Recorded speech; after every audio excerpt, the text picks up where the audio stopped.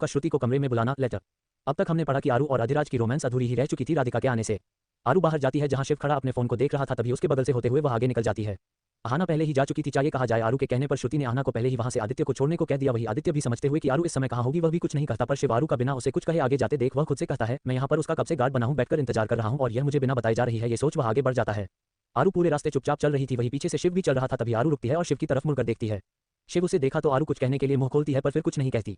शायद वह बरखा के मामले में कुछ बोलना चाहती थी, पर उसे जल्दी ही याद आ जाता है कि यह इंसान जब खुद की नहीं सुन रहा तो उसकी क्या ही सुनेगा, जिससे उसका 36 का आंकड़ा है। ये सोच वह आगे बढ़ने लगती है। वहीं पहली बार शिव आरू के आंखों में सवाल देख सुनना चाहता था कि वह कहना क्या चाहती है, पर आरू का कुछ न कहना उसका फिर से मन बिगड़ जाता है। कुछ दूरी में सभी ग्रेवाल हाउस में पहुंचते हैं। वही बरखा डाइनिंग चेयर अंदर साफ कर रही थी और सारी चीजों को सेटल कर रही थी। तभी डोर बेल बजते ही वह जाकर दरवाजा खोलती है तो सामने शिव और आरू थे। आरू अंदर आती है और शिव भी एक नजर बरखा को देख अंदर आता है और जाते जाते अचानक फिर से रुककर आरू पीछे शिव को देखती है। शिव को लगा फिर से आरू चुपचाप चली जाएगी, पर आरू उसके पास आती है। शिव उसे ही देखे जा रहा था। अगले ही पल आरू उसके बालों को पकड़कर नीचे को खींचती है और उसके पीठ पर एक मुक्का देकर अपने कमरे की तरफ भाग जाती है। शिव के लिए यह अनएक्सपेक्टेड था। वह कुछ देर तो जैसे होश में नहीं आया कि अभी उसके साथ हुआ क्या।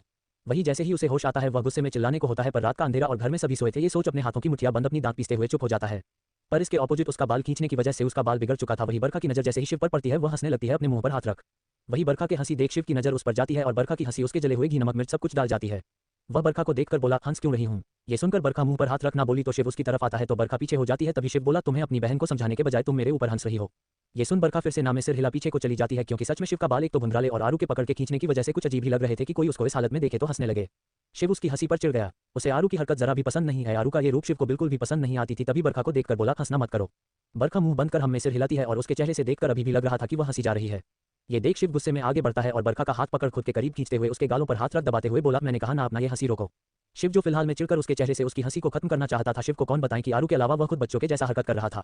हंसी तो नेचुरल होती है, वह अंदर से आती है, उसके मुंह दबाने से यह रोकने से हंसी रुक नहीं सकती है। पर शिव के बरखा के ऐसे करने पर बरखा उसे ही देखने लगती है। अगले ही पल बरखा शिव के चेहरे को देख हंसी आ जाती है तो शिव उसके मुंह पर हाथ रख देता है और उसे चुप करने के लिए अपने खुद के और करीब कर लेता है। दोनों की नजदीकी बेहद करीब थी। अचानक शिव को भी एहसास होता है कि वह क्या कर रहा है, पर अपने बचपने में बरखा के बेहद करीब जा चुका है। बरखा को भी एहसास होता है शिव उसके बेहद करीब खड़ा है। ये फीलिंग होते हैं अचानक उसकी हंसी रुक जाती है। वही अपने कमरे के डोर से जो झांककर आरू उन दोनों को देख रही थी उसके चेहरे पर मुस्कान आ जाती है और वह अपने कमरे के बेड पर जाकर लेटकर खुद से कहती है, आरू तू तो पक्का लव गुरु बनेगी, चाहे कुछ बने या ना बने। ये बोल बेख्याली में वह आहाना को पकड़कर अपनी आंखें बंद कर लेती है। आहाना गुस्से में छटपटाते हुए उसे खुद से दूर करने लगती है। आरू को जैसे एहसास होता है उसने आहाना को पकड़ा है तो वह जानबूझ आंखें बंद कर उसे और पकड़ लगभग उसके ऊपर ही चढ़कर आंखें बंद कर लेती है। आहाना तो नींद में थी, कुछ देर बाद शांत हो जाती है, पर वही नीचे आरू का लगाया हुआ चिन्हगारी उन दोनों पर लगता है। दरअसल बरखा को हॉल में देख आरू जानती थी कि शिव चुपचाप अपने कमरे में जाएगा और बरखा अपने कमरे में, और ऐसे तो कुछ होने वाला नहीं था। ये सोचते हुए उसने जानबूझकर शिव को परेशान किया, क्योंकि उसे इतना तो अच्छे से पता था कि आरू के चले जाने के बाद उसकी कंप्लेंट हमेशा की तरह बरखा से ही करेगा और इसी तरह से कम दोनों के बीच में बातें तो होगी। पर यहाँ तो शायद आज भगवान भी मेहरबान थे और सब कुछ सटीक हो गया। वही शिव को एहसास होता है तो उसके होठों पर अभी भी उंगली रखा हुआ है। ये देख वह धीरे से अपने हाथों को हटाने लगता है, पर उसके ऐसे करने से उसकी हाथों की टच अपनी होठों महसूस कर बरखा के रोंगटे खड़े हो जाते हैं और वह अपनी आंखों को बंद कर लेती है। न जाने क्यों बरखा का इस तरह से करना शिव के दिल में कुछ अजीब सी धड़कन पैदा कर गई थी। चाहते तो कहीं ना कहीं थी उसके मन में, पर उन चाहतों को उबारना नहीं चाहता था। उसके बाद बरखा का उसके लबों से लबों मिलना किसी भी इंसान के लिए उस चाहत को भड़काने के लिए काफी था। और अब ये पल फिर से उसे एहसास को जगाने लगते हैं जो पिछले कुछ दिन पहले शिव और बरखा के बीच वह लव वाला मोमेंट हुआ था। वह याद करते ही शिव की उंगली बरखा के होठों पर ही रुक जाती है और उसकी नजर उसके होठों पर टिक जाती है और वह अपने अंगूठे को धीरे धीरे उसके होठों पर सहलाने लगता है। ये फीलिंग पाते हैं अचानक बरखा के हाथ उसके सीने पर कस जाते हैं जो ऑलरेडी उसके सीने पर ही थे। उसके ऐसा करते ही बरखा के चेहरे के बनते बिगड़ते एहसास को देख और भी ज्यादा वैसे ही टच करने लगता है। शायद उसे अच्छा लग रहा था उसका ये सब करना। अचानक शिव को न जाने क्या सोचता है, वह बरखा की तरफ झुकने लगता है। उसके ऐसा करते ही बरखा के दिल की धड़कन बढ़ चुकी थी, पर एंड मोमेंट पर बरखा के मन में कुछ हिट करता है और वह झटके से उसे दूर कर देती है। अचानक शिव जो अपने ही सरगोशी और मदहोशी में था बरखा के ऐसे करने पर दूर हो जाता है। शिव को देखते ही अपने बढ़ते दिल को काबू कर तुरंत वहां से जाने लगती है, पर जाते जाते अचानक रुक बिना शिव को देखे बोली, आज के बाद मेरे करीब आने की कोशिश मत करिएगा। और उसकी आंखों में देखते हुए बोली, मेरी शादी किसी और के साथ हो रही है क्योंकि मैं अपने रिश्ते के प्रति लॉयल हूं। ये बोल वह गुस्से और नम आंखों में चली जाती है। वही शिव के हाथों की मुठ्ठियां कस जाती है और वह अपने कमरे की तरफ चला जाता है और बिस्तर पर लेट जाता है। आंखें बंद करते ही उसे अभी अभी बरखा के साथ बीती हुई पल याद आते हैं और फिर वह जो उन दोनों के बीच हुई थी किस, या यूं कहा जाए कितनी डेस्परेट थी बरखा उसके लिए, कितनी पागलों की तरह वह उसे चुमे जा रही थी जैसे कि वह उसे छोड़ी तो शिव कहीं दूर ना चला जाए, और आज वह खुद उसे दूर झटक कर उसे नजर उठाकर तक नहीं देखी। यह चीज शिव को चुप जाती है। वही बरखा बालकनी में खड़ी हो अपनी आंखें बंद कर ली। अब तक आरू भी आहाना के ऊपर ही सो चुकी थी। बरखा कुछ देर बाद अंदर आती है और उन दोनों को ऐसे देख उसके चेहरे पर मुस्कान आ जाती है और वह बरखा को उसके ऊपर से खींचकर उसे दूर करती है और आहाना को दूसरे साइड और खुद बीच में सो जाती है। आरू फिर से आकर बरखा से लिपट कर आंखें बंद कर लेती है। बरखा उसके सर को सहलाने लगती है। आरू की बचपन से ही आदत थी बरखा से चिपक कर सोने की। बरखा को यह भी पता था सुबह उठते ही अगर आरू और आहाना एक दूसरे के पास देखे तो फिर से बवाल शुरू हो जाएगा। शायद आरू यही चाहती थी, इसीलिए तो वह आहाना को पकड़कर सोई थी। वही इन सब से उलट श्रुति का हाल बेहाल था। उसके हाथों में उसका फोन था, एक मैसेज था, मेरे रूम में आओ। रात के 11 बजे ये मैसेज किसी और का नहीं भैरो का था। कहाँ वह भैरो से नजरें नहीं मिला रही थी, कहाँ भैरो का ये डायरेक्ट ऑर्डर उसके रोंगटे खड़े कर रहा था और वह चुपचाप उस मैसेज को ही देखे जा रही थी। उसकी हिम्मत नहीं थी कि वह भैरो के रूम में जाए। तभी भैरो का फिर से एक मैसेज आता है, तुम्हें सुनाई नहीं दिया मैंने क्या कहा। उसका फिर से मैसेज आते देख श्रुति की मोबाइल तो उसके हाथों से लगभग गिर ही जाती है। अगले ही पल वो अपना फोन उठाती है और कुछ सोच हिम्मत कर लिखी, मैं नहीं आऊंगी। ये पढ़ते ही अपने कमरे में बिस्तर पर लेटा भैरव, जिसे अपना एक हाथ अपने सिर के नीचे रखा था, वह टाइप किया, मेरी बात न मानने का अंजाम जानती हो। ये सुनते ही श्रुति, जो मैसेज पर तो अपनी भड़ास निकाल ही सकती थी, वह बोली, हाँ तो क्या कर लो मोचू अंकल। पर वहीं जहां श्रुति ये लिखकर खुश थी, अगले पल उसे एहसास होता है कि उसने क्या लिखा है। वह झटके में मैसेज डिलीट करने का सोचती है, पर अफसोस वह पढ़ा जा चुका था। वही भैरव जैसे ही अपने लिए ये सुना, उसकी तो आंखें ही सख्त हो जाती है। अगले ही पल श्रुति इंतजार करती है भैरव के रिएक्शन का, पर आधा घंटा बीत जाता है, कोई रिएक्शन नहीं आता तो वह भी सोने की कोशिश करने लगती है। उसके रूम में इस समय सिया और प्रीता थी और रिया हमेशा की तरह अपने कमरे में अकेले सोना पसंद था। रात बीत जाती है, अगला दिन आता है जहां सभी आज के ही दिन फार्म हाउस जाने की तैयारी रहे थे, क्योंकि दोनों परिवार को एक साथ रहकर अपनी खुशियों को मनाना था। ऐसे में यहाँ पॉसिबल नहीं था, सभी अपने अपनी तैयारी में बिजी हो चुके थे। सभी अपने कपड़ों और बैग को कलेक्ट कर रहे थे, पर वही इन सबसे उलट आरू अपने कमरे का पूरा नक्शा ही बिगाड़ी थी। वह चारों तरफ कहीं बिस्तर तो कहीं बेडशीट तो कहीं कुछ सामान फेंका हुआ था। वह सब कुछ खोजे जा रही थी। ये देख आहाना चिढ़कर बोली, ये सब क्या हरकत है आरू, और तुम किसी एक सामान को खोजने के लिए तुम ऐसे कमरे का हाल बिगाड़ दी हो, आखिर इसकी सफाई कौन करेगा। ये सुन आरू उसे गुस्से में देखती है तो आहाना एक पल के लिए तो चुप होती है, पर अगले ही पल बरखा भी वहां आ जाती है। बरखा वहां पर यह सब हाल देख वह परेशान हो जाती है। वह आरू से बोली, ये सब क्या है, पर आरू जवाब नहीं देती। आरू की आंखों में एक अजीब सा डर था, वह घबराई हुई थी। वही सभी की आवाज सुन वैभव भी अंदर आता है और बोला, क्या हुआ आरू, क्या खोज रही हो। ये सुनते ही आरू उसकी तरफ देखते हुए बोली, भाई क्या आपने कोई लेटर देखा क्या। ये सुनते ही वह एक पल के लिए आरू को देखने लगता है, तभी वैभव कोई जवाब देता, पर पहले ही आहाना बोली, क्या बात है, किसके लव लेटर के लिए इतनी बेसब्री हो रही है, बोलो मत, तुम्हारी शादी हो रही है। आरू अपनी आंखें कसकर बंद कर अपने हाथों की मुट्ठियां बांध देती है, क्योंकि इस समय उसे आहाना का मजाक किसी कांटे की तरह लगा था और शायद वह आहाना पर गुस्सा उतार दे। उससे पहले ही वैभव आहाना से बोला, तुम बाहर जाओ, मां बुला रही है। आहाना कुछ बोलती कि वैभव उसे घुरकर देखता है तो आहाना पैर पटकते हुए बाहर चली जाती है। तभी वैभव आरू के कंधे पर हाथ रखते हुए बोला, क्या बात है, एक लेटर ही तो था, उसके लिए इतनी ज्यादा क्या परेशान होना। हो सकता है कि किसी साफ सफाई मैन उसे डस्टबिन में फेंका जा चुका होगा। ये सुन आरू उसे देख अपने इमोशंस को रोकते हुए हाँ में सिर हिलाती है। दरअसल वह वही खून से लिखी हुई लेटर को खोज रही थी। आज सुबह उठते ही अचानक आरू को वह सब याद आता है। अधिराज के आने के बाद से वह इन सब सारी बातों को भूल चुकी थी। उसे फिर से उसमें लिखी हुई बातें और उस इंसान का फोन पर कही हुई बातें याद आती है, जिसे आरू को ये याद आता है कि यह सब क्या था, पर वह लेटर तो ऐसे गायब हुआ जैसे वह था ही नहीं। पर उसे क्या पता कि उसके नाक के नीचे से वह लेटर अधिराज के पास पहले ही पहुंच चुका था। 378 आरू अननोन कॉल आना, सभी का फार्म हाउस जाना और एंजॉय करना। अब तक हमने पढ़ा कि सभी शादी के फंक्शन के लिए सभी फार्म हाउस के लिए निकल चुके थे। लगभग 8 घंटे की दूरी तय कर सभी की गाड़ियां एक जगह पर रुकती है, जहां कुछ देर बाद सभी एक बड़े फार्म हाउस के सामने रुकते हैं। गाड़ी के रुकते ही सभी चारों तरफ नजर दौड़ाते हैं तो सभी की आंखों में चमक थी, क्योंकि उन्हें थोड़ी देर पहले ही पता चला था कि वह पुराने वाले फार्म हाउस नहीं कहीं और आ रहे हैं। सभी अपनी अपनी गाड़ियों से बाहर निकलते हैं। आरू, जिसका मूड थोड़ा उखड़ा हुआ था, वह भी गाड़ी रुकने के बाद बाहर निकलती है। बाहर निकलते ही वहां का नजारा देख उसकी आंखों में चमक और चेहरे पर एक मुस्कुराहट आ जाती है और खुद से कहती है, ये जगह तो बिल्कुल मेरे ड्रीम की तरह लग रहा है। ये बोल नजरें इधर उधर दौड़ाने लगती है। तभी प्रियांशु अपनी चश्मे को अपने सिर के ऊपर रखते हुए आरू से बोला, आरू तुझे नहीं लगता कि यह जगह कुछ जाने पहचाने से लग रही है। ये सुनते ही आरू हाँ में सिर हिला कुछ कहती, तभी राधिका अपनी गाड़ी से उतरते हुए सभी से बोली, कोई लोग इस एरिया में इधर उधर नहीं घूमने जाएगा। ये सुन मधु बोली, दीदी यह एरिया तो बिल्कुल डरावना सा लग रहा है। ये बोल चारों तरफ देखती है, जहां चारों तरफ लंबे लंबे पेड़ और दूर कहीं पानी गिरने की आवाज। चारों तरफ एक अलग ही माहौल था और उसके बीच में ये बना आलीशान बंगला जो किसी राजा की तरह लग रहा था। ये देख राधिका धीरे से बोली, ना जाने अधिराज के दिमाग में यह इतना अजीब जगह क्यों आया। ये बोल इधर उधर दौड़ाई तो उनकी नजर आरू पर पड़ी और प्रियांशु पर, जहां दोनों ही घूम घूम कर उसे जगह को देखे जा रहे थे। आरू के चेहरे पर बड़ी सी मुस्कुराहट थी। ये देख राधिका खुद से कहती है, अब समझ में आया कि यह जगह क्यों चुनी गई है। वही श्रुति आरू के पास आते हुए बोली, अरे यहाँ तो अजीब सा डरवाना लग रहा है, लेकिन बहुत अच्छा भी लग रहा है, और वैसे ही हमें डरने की क्या जरूरत, यहाँ तो कितनी ज्यादा चारों तरफ गाड़ी गार्ड रहेंगे, हम कहीं भी जा सकते हैं। वह ये बोलता है तभी पीछे से आदित्य बोला, अगर तुम्हारी यहाँ की बातें खत्म हो गई हो तो अंदर चलो। यहाँ कोई सुनसान जगह नहीं है, पीछे बस्ती है और अच्छी खासी मार्केट है, लेकिन अभी नहीं, अभी अंदर चलो, रात होने वाली है और यहाँ पर शेर भालू भी निकलते हैं। ये सुनते ही श्रुति और प्रियांशु की हालत टाइट हो जाती है। हालत तो थोड़ी आरू की भी खराब थी, पर वह खुद को दिखाई नहीं और सभी अंदर जाते हैं। अंदर जा सभी का अपना अपना पर्सनल रूम था, पर लड़कियों के लिए एक सबसे बड़ा कमरा दिया गया था। अब इसके पीछे कुछ वजह और थी। अंदर जाते ही चारों तरफ नजर दौड़ाती है और वहां रखे एक लंबी चौड़े सोफे पर उसकी नजर जाती है। उसी समय आहाना की भी नजर जाती है और दोनों ही दौड़कर जाकर एक दूसरे के ऊपर ही लगभग बैठ जाते हैं। आरू बोली, ये जगह मेरी है। आहाना, ये जगह मेरी है। आरू, इसे मैंने पहले देखा। ये सुन आरू बोली, देखने से कुछ नहीं होता है, जो इसे हासिल करेगा वही उसका होगा। आरू और आहाना की जिद बढ़ जाती है। उससे पहले ही आरू के फोन पर एक मैसेज आता है। मैसेज आते ही आरू फोन को खोल देखी तो किसी और का नहीं, अथर्व का मैसेज था। अथर्व मैसेज में लिखा था, इससे पहले कि कोई वहां बवाल करो जाकर बालकनी देख लो और हासिया को भी ले जाना। आरू जैसे ही कुछ समझती है, अपने दिमाग चलाते हुए आहाना से बोली, चल तू भी क्या याद रखेगी कि मैं कितनी बड़ी दिलदार हूँ। आहाना उसे शक भरी नजर से देखने लगती है। तभी बरखा के बीच में खड़े करते हुए, बरखा देख अपनी बात से ये मुकरे ना। आहाना, आंखें छोटी कर, मुझे ऐसा क्यों लग रहा है, तुम्हारे दिमाग में कुछ चल रहा है। ये सुनते ही आरू उसे एक अजीब सी हंसी दे उसके गाल खींचती है, जिससे आहाना को दर्द होता है। आरू गाल खींचते हुए बोली, अब मैं मानूं या ना मानूं, पर तू मेरी छोटी बहन है तो तेरे लिए इतना तो कर ही सकती हूँ, और हाँ, बड़ों के सामने ज्यादा दिमाग नहीं चलाते। ये कह वसिया का हाथ पकड़ बालकनी की तरफ चली जाती है। चल, हमें वहां पर कुछ ना कुछ हमें एडजस्ट करने को मिल जाएगा। दोनों जैसे ही बालकनी का नजारा देखती है, सिया अपने मुंह पर हाथ रख लेती है और आरू को देखने लगती है। बालकनी लगभग कमरे से भी बड़ा था, जहां बेहद खूबसूरती से प्लाटिंग किया गया था, और सबसे बड़ी बात वहां पर बड़े बड़े सोफे लगे थे कि कई ग्रुप मिलकर वहां अपनी किटी पार्टी भी कर सकते हैं। और एक बड़ा सा झूला। झूले को देखते ही सिया दौड़ कर जाती है और उस झूले पर बैठ जाती है। आरू के पीछे सभी बालकनी में आ जाते हैं और सभी के एंजॉय करने की भी पूरी जगह थी। आरू जाकर पर्दा खोलती है तो सामने से सुकून भरी हवा उसके चेहरे पर होकर गुजरती है। सिया खुश होते हुए बोली, आरू क्या हम यहाँ रह सकते हैं। आरू, बिल्कुल, मैं और तुम यहाँ पर रहेंगे। तभी श्रुति पीछे से जिद करते हुए बोली, मुझे भी यहीं पर रहना है। ये सुनते ही पीछे से प्रीता आते हुए बोली, तुम्हें यहाँ पर रहने की जरूरत नहीं है, क्योंकि यहाँ पर ठंडी मौसम में और तुम्हें जल्द ही ठंडी लग जाती है। ये सुन श्रुति बोली, इसे तो मुझसे भी पहले ठंडी लगती है। ये सुन आरू बोली, जब से मेरे घर में कोई धरना दिया है तब से मैं बालकनी में ही सोती हूँ, मेरी आदत हो गई है। ये कह वह सिया को घुरती है तो सिया हड़बड़ाते हुए, और मैं तो गाँव में रहने वाली हूँ, मुझे तो बाहर रहने की आदत है। श्रुति का मुंह खुल जाता है। ये देख आरू उसके कंधे पर हाथ रख बोली, मेरी जान, तुझे तो पता है ना, हम आधी रात तक चिल करने वाले हैं, उसके बाद सिर्फ सोना ही तो है। ये सुनते ही श्रुति मान जाती है। वही आहाना आरू और उसके सभी ग्रुप को देखे जा रही थी। तभी प्रीता अहाना से बोली, क्या हुआ तुम्हें, तुम्हारी जगह नहीं मिली? यह सुन अहाना हमें सिर हिलाती है। तभी पिंकी भी उस कमरे में आ जाती है। डिसाइड हो चुका था, इस बड़े से बेड पर पिंकी, बरखा और श्रुति सोने वाले थे और सोफे पर अहाना और बालकनी में आरुषिया। तभी बरखा साइड के कमरे की तरफ देखते हुए बोली, इस कमरे को कौन लिया है? ये सुनते ही पर्दा हटा सब देखते हैं, दोनों तरफ दो बालकनी थी। देखने से ऐसा लग रहा था ऐसे ही कमरे की तरह ये दोनों भी कमरा होगा, पर कोई ज्यादा नहीं सोचता। थोड़ी देर बाद सभी नीचे जाते हैं जहां घर के सभी बड़े आपस में बात किए जा रहे थे, तो वही घर की औरतें घर के काम धाम में लगी हुई थी और अपनी ही हंसी ठिठोली में थी। वही शिल्पा हमेशा की तरह चुपचाप अपनी कॉफी के मजे ले रही थी। तभी आरू के साथ साथ सभी के सभी नीचे आते हैं। तभी दादी शिल्पा को देख बोली, शिल्पा पिछले 20 मिनट से तुम कॉफी लेकर बैठी हो। ये सुनते ही शिल्पा दादी को देखी तो दादी उसे घुरते हुए बोली, घर की सारी बहुएं काम कर रही है शिवाय तुम्हारे, तुम्हें नहीं लगता ऐसे माहौल में उनकी हेल्प करनी चाहिए? ये सुनते ही शिल्पा साइड में रचना के साथ बैठकर बात कर रही राधिका को देखते हुए बोली, आप गलत कह रही है माँ, यहाँ पर सिर्फ एक नहीं दो बहुएं सोफे पर आराम से बैठी है। दादी समझ जाती है कि राधिका की बात कर रही है। ये सुनते ही दादी कुछ कहती तभी शिल्पा बोली, और वैसे भी मेरी बेटी और मेरी बहू दोनों ही अपने काम में लगे हुए हैं, तो फिर मुझे किस बात की चिंता है? ये सुनते ही दादी बोली, जब बात काम की आती है तो तुम्हें बहुत जल्दी याद आ जाती है कि वह तुम्हारी बहू है। शिल्पा मुंह बना बोली, अब फटीचर हो चाहे कुछ भी, पर जब मेरा बेटा उसके प्यार में बह गया है तो क्या ही कर सकते हैं? ये सुन दादी उसे देख बोली, सही कह रही हो, अब बहू फटीचर हो चाहे कुछ भी हो, पर जब बेटे ने ही रखने का मन बना लिया है तो क्या ही कर सकते हैं?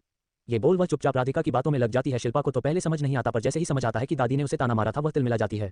आरू बरखा सभी के सभी वहां पर जाते हैं और हेल्प के लिए बोलते हैं, पर पूजा रानी स्पेशली आरू और बरखा को मना करती हैं। पर बरखा कहाँ मानने वाली थी और वह हेल्प करवाते हुए बोली, चाची अभी मैं इस घर की बेटी हूँ, जिस दिन मेरे हाथों में मेहंदी लगेगी आप मुझे मना कर सकती है? ये सुन पूजा प्यार से उसके सर को छुटी है। तभी आरू भी उसी का डायलॉग दोहराते हुए बोली, और मैं भी।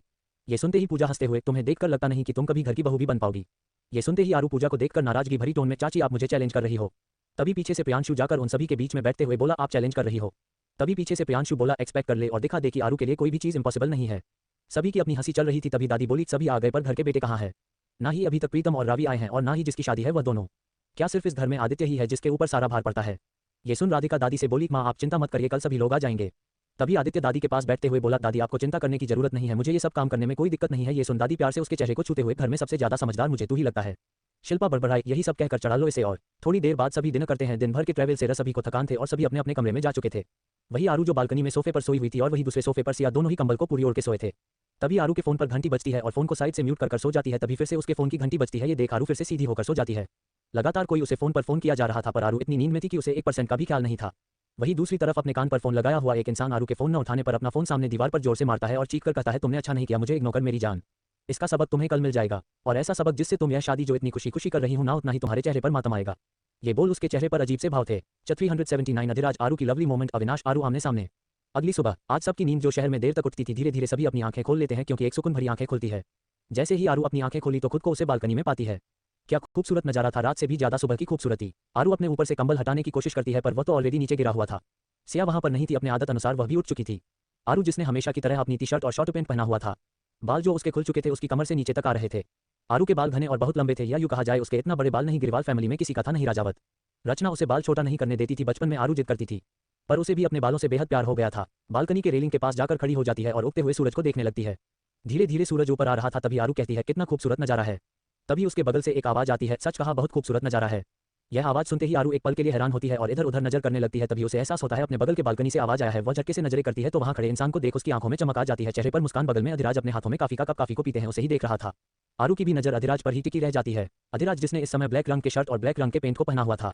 शर्ट की कुछ बटन खुले हुए चेहरा बेहद ज्यादा अट्रैक्टिव देखकर ऐसा लग रहा था जैसे अधिराज आया हो वैसे ही वह सो गया था, या हो सकता है आज सुबह ही आया हो। ये सब आरू के दिमाग में चल रहा था और आरू के चेहरे पर मुस्कान आ जाती है। एक हवा का झोंका उसके चेहरे पर आता है और उसके बालों को बिखेर देता है। आरू अपने बालों का जुड़ा बनाने जा रही थी तो अधिराज कॉफी पीते हुए हिना में सिर हिलाता है। ये देख आरू अपने हाथ बाल से हटा देती है। अगले ही पल अनजाने में ही उसके चेहरे शर्म से झुक जाती है। ये देख अधिराज के चेहरे की मुस्कान बढ़ जाती है। अधिराज अभी भी उसे ही एकटक देखे जा रहा था। आरू फिर से अपनी नजर ऊपर कर देखती है, कुछ देर तक तो वैसे ही देखी। अगले ही पल आरू के दिमाग में कुछ आता है और वह झटके से अधिराज की रेलिंग की तरफ जाती है जो उसके बालकनी से सटा हुआ था। और अधिराज के रेलिंग की ऊंचाई कम से कम आरू के कंधे तक थी और वहां पर जाते हुए बोली, वैसे जहां तक मुझे पता था आप तो 2 दिन बाद आने वाले थे, इतनी जल्दी कैसे टपक पड़े? ये सुनते ही अधिराज आरू को घूरते हुए बोला, क्या तुम नहीं चाहती थी मैं यहाँ आऊँ? ये सुनते ही आरू उसे देख बोली, बिल्कुल चाहती, लेकिन आपको नहीं आना चाहिए था। अधिराज, अगर मैं नहीं आता तो शादी किससे करती? यह सुनते ही आरू बोली, अरे शादी तो 3 दिन बाद है, कौन सी अभी है? वैसे मुझे पता है पक्का आप बिजनेस के काम से आए होगे है ना? आरू जबरदस्ती अधिराज को कबूलवाना चाहती थी कि वह काम से ही आया है। आरू की टिमटिमाते आंखें देख अधिराज जो अभी कुछ हसीन लम्हों में खोया था वह आरू को बुरी तरह से घूरने लगता है। उसके घूरते ही आरू अपने जीभ दांतों तले दबा लेती है। तभी अधिराज बोला, तुम्हें देखकर मुझे ऐसा क्यों लग रहा है जैसे मेरे आने पर तुम्हारा कोई काम बिगड़ गया हो? आरू नजर इधर उधर करने लगती है। सच ही तो था, उसने प्रियांशु सभी ने मिलकर आज के दिन के लिए कुछ प्लान जो बनाया था और अधिराज यदि यहाँ पर है तो प्लान फ्लॉप ही होना है। अब उसके डर से कोई भी नहीं जाएगा तो आरू इतना भी ब्रेव नहीं कि अकेले घूमने जाए। आरू दूर होते हुए सारा दोषी अधिराज को ही ठहराते हुए बोली, कुछ नहीं, मुझे आपसे बात नहीं करनी, वैसे भी मैं आपसे बात नहीं कर रही है। बोल अपने बालों को जुड़े में बना चली गई। अधिराज आरू को जाते हुए देखते हुए बस खुद से इतना ही कह सकता था, सिलीगल। ये बोल अपनी कॉफी को पीता है जो अब आरू की बकबक में ठंडा हो चुका था। तभी अधिराज की नजर वहीं सोफे के एक तरफ मेज पर पड़ी मोबाइल पर पड़ती है, जिसे देख अधिराज के चेहरे पर एक अजीब सी स्माइल आ जाती है। तभी अचानक आरू धड़धड़ाते हुए फिर से आती है और अपने फोन को ले अधिराज को घूरते हुए अंदर चली जाती है और अपने फोन को देखते हुए बोली, पिछली रात को मुझे ऐसा लग रहा था कि किसी का कॉल आया है। ये बोल वह अपना फोन चेक करती है पर फोन में कुछ भी नहीं था। ये देख आरू खुद से बोली, अजीब बात है। ये बोल अपना फोन रख देती है। और अभी अभी बरखा नहाकर बाहर आई थी और आना अपने फोन को देखते हुए वह बाथरूम में जाने को सोच रही थी। तभी आरू की नजर अहाना पर पड़ी और अहाना की नजर आरू पर। अहाना और आरू दोनों ही दौड़ जाते हैं पर एज यूजुअल आरू अंदर घुस जाती है। ये देख अहाना जोर से दरवाजा पर हाथ मारते हुए बोली, आरू तुम्हें मैं छोड़ूंगी नहीं। आरू शॉवर के नीचे खड़ी हो जाती है। तभी अहाना के दिमाग में एक आइडिया आता है और वह बरखा जो आरू के कपड़े को बाहर निकाली थी वह उसे देख डेविल स्माइल करती है। वहीं दूसरी तरफ अभी भी रेलिंग के पास अधिराज खड़ा था। तभी उसके पास आते हुए भैरव बोला, मुझे कभी कभी ऐसा लगता है कि सच में तुम्हें थोड़ी मेच्योर इंसान के साथ अपनी लाइफ को देखना चाहिए था। ये बोल वह कॉफी की एक शीप लेकर अधिराज को देखा तो अधिराज उसे देख बोला, ये बात तुम पर भी लागू होती है। ये बोल वह जाने लगता है। तभी पीछे से भैरव उसे रोकते हुए बोला, मेरी लाइफ को तुम्हारे लाइफ में अलग अलग तरह की डिफरेंस है। तुम्हें नहीं लगता उस लड़की को अब उसके खुद के बारे में असलियत की पहचान होनी चाहिए। ये सुनते ही अधिराज उसकी तरफ देखा है और अपनी जेब में हाथ डाल आगे बढ़ भैरव को घूरते हुए बोला, वह लड़की या तो उसका नाम आरू है। यदि तुम कोई रिश्ता नहीं बनाना चाहते तो और या फिर मेरे से जुड़े इंसान में वह तुम्हारी भाभी है। डिसाइड तुम करो कि इन दोनों में से तुम्हें क्या बोलना है। ये बोल अधिराज वहां से चला जाता है। भैरव कुछ नहीं बोलता और अपनी कॉफी पीने लगता है। तभी उसकी नजर नीचे खड़ी श्रुति प्रियांशु दोनों ही इस समय बैडमिंटन खेल रहे थे। तो वहीं दूसरी तरफ पिंकी, प्रीता और सिया तीनों ही बैठे हुए थे। भैरव की नजर श्रुति पर ही टिक जाती है। वही श्रुति खेलते हुए उसे अचानक अपने दिल में अजीब सी धड़कन महसूस होती है। उसे फील होता है तो वह चारों तरफ नजरें तो दौड़ाने लगती है। अचानक श्रुति की नजर छत पर से देख रहे भैरव पर पड़ी क्योंकि छत पहले ही फ्लोर पर बालकनी थी जिससे साफ और स्पष्ट देखा जा सकता था। जैसे ही श्रुति को फील हुआ वह हड़बड़ा जाती है। तभी बैडमिंटन की रैकेट आकर सीधे उसके चेहरे पर लगती है जिससे श्रुति अपने गाल पर हाथ रख लेती है और बस फिर क्या था, बैडमिंटन लेकर पूरे ग्राउंड में प्रियांशु की बैंड बजाने के लिए दौड़ने लगते हैं। वही भैरव खुद से कहता है, सिलीगल। वही कमरे में आरू गुस्से में अहाना पर चिल्लाई जा रही थी। जहां आरू बाथरूम का थोड़ा दरवाजा खोल कपड़े मांग रही थी पर अहाना एटीट्यूड में उसके कपड़ों को लिए बैठी थी। आरू गुस्से में बोली, अहाना तुम मुझसे झूठ मूठ का पंगे ले रही है। देख तुझे पता नहीं है कि मैं कितनी ज्यादा खतरनाक हूं और यदि तूने मुझे नहीं दिया ना तो मैं तेरा सर फोड़ दूंगी। ये सुनते ही अहाना भी एटीट्यूड से बोली, पहले मुझे सॉरी बोलो। ये सुनते ही आरू आंखें छोटी कर, सॉरी माय फुट, पर फिर भी वजह तो बता कि मैं तुझे सॉरी क्यों बोलूं। ये सुनते ही अहाना उसे देखकर बोली, अपनी बदतमीजियों के लिए। ये सुनते ही आरू बोली, पहले खुद की तो बदतमीजी देख, शर्म नहीं आती। मैं यहाँ कपड़े के लिए परेशान हूँ और तू मुझे परेशान कर रही है। अहाना और आरू के बीच में चल रहा था। तभी प्रियांशु भी अंदर आता है और आवाज देते हुए बोला, आरू कहाँ है, सभी तुझे नीचे बुला रहे हैं। ये सुनते ही आरू के चेहरे पर एक अजीब से स्माइल आ जाती है और अपने हाथ बाहर निकाल प्रियांशु को हाथ दिखाते हुए बोली, प्रियु मेरी जान, मैं इधर वॉशरूम में हूँ। प्रियु की नजर वॉशरूम में जाती है तो वह आरू को देखते हुए बोला, तू ऐसे क्यों खड़ी है। ये सुनते ही आरू बोली, यार मैं तो कपड़े लाना ही भूल गई, देखना मेरी बैग से मेरे कपड़े निकाल कर दे देना। वही अहाना जो प्रियांशु को देख पहले तो हड़बड़ाई पर वही आरू की बेशर्म भरी बातें सुनकर एक पल के लिए उसकी आंखें भी बड़ी होती है और साथ में गुस्सा भी। उसे अंदाजा नहीं था कि आरू प्रियांशु से इस तरह से वह कहेगी। प्रियु तो तुझे कपड़े ले जाना चाहिए ना। आरू चिढ़कर बोली, अब तू बकवास करेगा या मुझे मेरे कपड़े देगा या मैं ऐसे ही बाहर आऊं। प्रियांशु, हाँ हाँ दे रहा हूँ, चढ़ मत। दरअसल प्रियांशु की नजर अहाना पर नहीं गई थी क्योंकि वह आते ही और को वॉशरूम की तरफ ही देखा था। वही अहाना तो प्रियांशु और आरू को ही देखे जा रही थी। तभी आरू उसके बैग की चेन को खोलकर उसके लिए कपड़े निकालता है और बोला, तेरी इनरवियर किधर है। वह इतना ही बोलता है कि अहाना गुस्से में उठते हुए बोली, इसकी जरूरत नहीं है, मैं देती हूँ इसके कपड़े। प्रियांशु की नजर अब जाकर अहाना पर पड़ी जो उसके कपड़े लिए थी। अहाना गुस्से में आरू के हाथ में पकड़ा देती है। आरू के चेहरे पर हंसी आ जाती है और वह दरवाजा लॉक कर देती है। अहाना प्रियांशु के सामने जाकर खड़ी होते हुए बोली, प्रियु आपको शर्म आनी चाहिए, एक लड़की का ऐसे कपड़े छूते हुए। ये सुनते ही प्रियांशु उसकी आंखें छोटी कर उसे देखा और साइड से होकर निकलने लगता है। तभी अहाना उसका हाथ पकड़ते हुए उसे खुद की तरफ करते हुए बोली, मुझसे बात करते समय आपकी जुबान क्यों बंद हो जाती है। ये सुनते ही प्रियांशु सख्त आवाज में, मुझे तुमसे कोई बात नहीं करनी है, क्या ये बात तुम्हें समझ नहीं आती। ये कह प्रियांशु जाने लगता है। तभी अहाना गुस्से में प्रियांशु को झटके से उसके सीने पर हाथ रख दूर धकेल देती है। ये होते ही प्रियांशु जो बड़ी मुश्किल से खुद को संभालता है वह बोला, क्या बदतमीजी है अहाना। अहाना उसे देखकर उसके पास आते हुए बोली, मैं जब आपसे बात कर रही हूँ तो आपको मुझसे बात करनी है। ये सुनते ही प्रियांशु दांत पीसते हुए बोला, मैंने कहा ना मुझे बदतमीज लड़कियों से बात नहीं करनी। ये सुनते ही अहाना उसे देखते हुए बोली, और यह क्या है जो जिसको अभी आप उसके इनरवियर निकाल कर दे रहे थे, मुझे तो कहने में भी शर्म आ रही है। ये सुनते ही प्रियांशु गुस्से में बोल, तुम मेरी बीवी नहीं हो, मेरी जो मैं किसी के कपड़े दे दिया तो तुम्हारी जल उठी है और इस तरीके से मुझ पर चिल्ला रही हो। ये सुनते ही अहाना बोली, वही तो बनना चाहती हूँ। ये सुनते ही प्रियांशु के हाथों की मुठ्ठियां कस जाती है और वह गुस्से में अहाना को अपनी वार्निंग भरी उंगली दिखाकर गुस्से में आगे आता है तो अहाना एक पल के लिए कदम पीछे ले लेती है। अगले ही पल प्रियांशु गुस्से में वहां से चला जाता है। अहाना प्रियांशु को जाते हुए बस देखती रहती है। वही आरू जो वॉशरूम के दरवाजे से कान लगाकर सुनने की कोशिश कर रही थी पर अफसोस की वह कुछ सुन नहीं पाई। कुछ देर बाद आरू नीचे आती है तो सभी हाल में बैठे किसी से बातें कर रहे थे। तभी उसकी नजर सामने बैठी लड़की और लड़का पर पड़ी जो इस समय बड़े ही हंसते मुस्कुराते हुए राधिका जी से बात कर रहे थे। सामने लड़की जो कोई और नहीं ऋचा रंधावा थी। ये देख आरू की आंखें छोटी हो जाती है। उसकी नजर उसी के बगल में बैठे एक लड़के पर जाती है जो कोई और नहीं अविनाश था। अविनाश को देखते ही अचानक आरू को वह पल याद आता है जब अविनाश खुद को उसका भाई बोल रहा था और उसके माथे पर किसकर उसे एक अपनों का फीलिंग दिया था। आरू उसे ही देखे जा रही थी। तभी पूजा उसे देख आवाज लगाते हुए बोली, आरू इधर आना। पूजा की आवाज सुनार जाकर खड़ी हो जाती है। तभी पूजा ऋचा से बोली, ऋचा तुम्हें तो पता ही होगा कि यह कौन है। ये सुन ऋचा उसे ऊपर से नीचे देखते हुए बोली, ऑफकोर्स पहले पता नहीं था पर अब तो पूरे इंडिया को ही पता है तो मुझे तो पता लगना लाजमी है। ये सुनते ही आरू उसके सामने बैठकर उसकी आंखों में देखकर बोली, दुनिया को पता हो या ना हो पर आपको और हर लड़कियों को मेरे बारे में पता होना चाहिए। वह क्या है ना, हर कोई मेरे पति को अपनी मलकियत समझकर उसके करीब जो जाने लगता है। उसकी बात सुन सभी एक दूसरे को देखने लगते हैं। ऋचा जो आरू को देख रही थी अगले ही पल जोर से हंसने लगती है। उसकी हंसी को सुन आरू अभी भी नाखुशी से ऋचा को देख रही थी। तभी ऋचा हंसते हुए बोली, शायद तुमने मुझे एक लेवल तक, क्या ये कहा जाए हर लेवल तक गलत समझ लिया, पर इट्स ओके, मैं तुम्हें फिर से अपना इंट्रोडक्शन देती हूँ। हेलो मैं सार और होने वाली मिसेज राजावत, मेरा नाम ऋचा रंधावा है और मैं आपकी वेडिंग प्लानर और साथ में यह मेरा भाई अविनाश। अविनाश जो आरू को ही देख रहा था। आरू जैसे ही अविनाश को उसका भाई कहते हुए सुनी आरू को अच्छा नहीं लगा। तभी वह अविनाश को देखकर बोली, क्या ये सच में आपकी रियल वाली बहन है या फिर कहीं से भी अपने बहन बना लिया। ये सुन अविनाश के चेहरे पर मुस्कान आ जाती है क्योंकि वह आरू के आंखों में नाराजगी देख रहा था। यही तो आरू की स्पेशलिटी थी, वह अपनों के लिए बहुत जल्दी एक सॉफ्ट कॉर्नर बना ही लेती है। शायद कहीं ना कहीं अहाना के लिए भी एक सॉफ्ट कॉर्नर था पर प्रियांशु को छीनने वाली बात पर उसे अहाना से चिढ़ नफरत सब थी।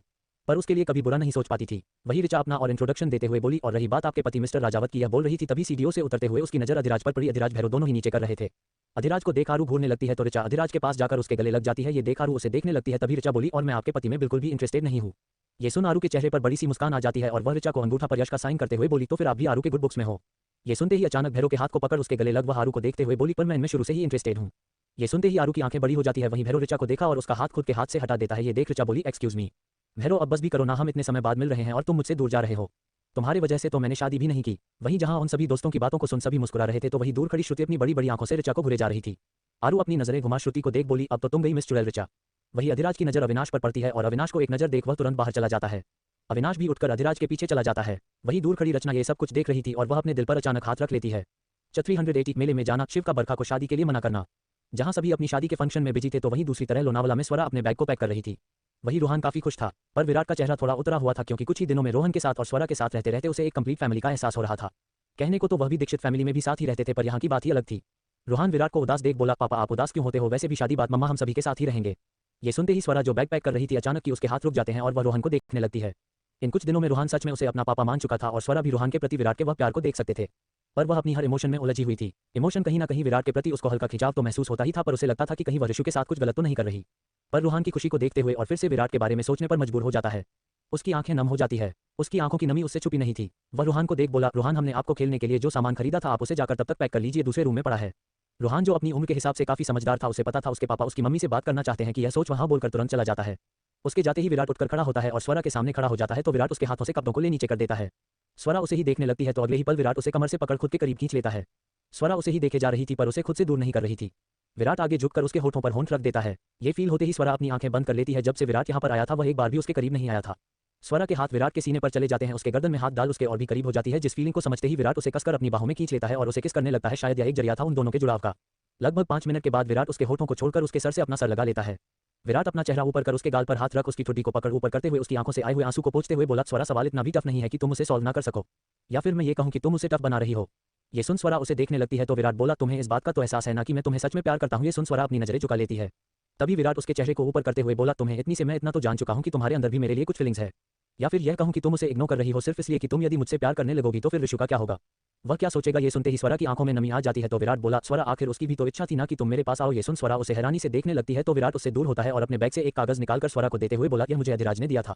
शायद वह तुम्हें देना चाहता था या फिर मुझे भी, लेकिन हम दोनों को करीब कर शायद वह इस लेटर के जरिए नहीं चाहा कि हमारे अंदर फीलिंग आए। स्वरा उस लेटर को खोलती है तो यह आखिर खत ऋषु की थी। स्वरा बिस्तर पर बैठ जाती है और उसकी आंखों से आंसू गिरने लगते हैं जिसमें साफ लिखा था, स्वरा मेरे लाइफ मेरी जान, आज मैं मिशन पर जा रहा हूं, अगर मैं लौटूंगा तो तुम्हें दुनिया के सारी खुशियां दूंगा जो तुम डिजर्व करती हो।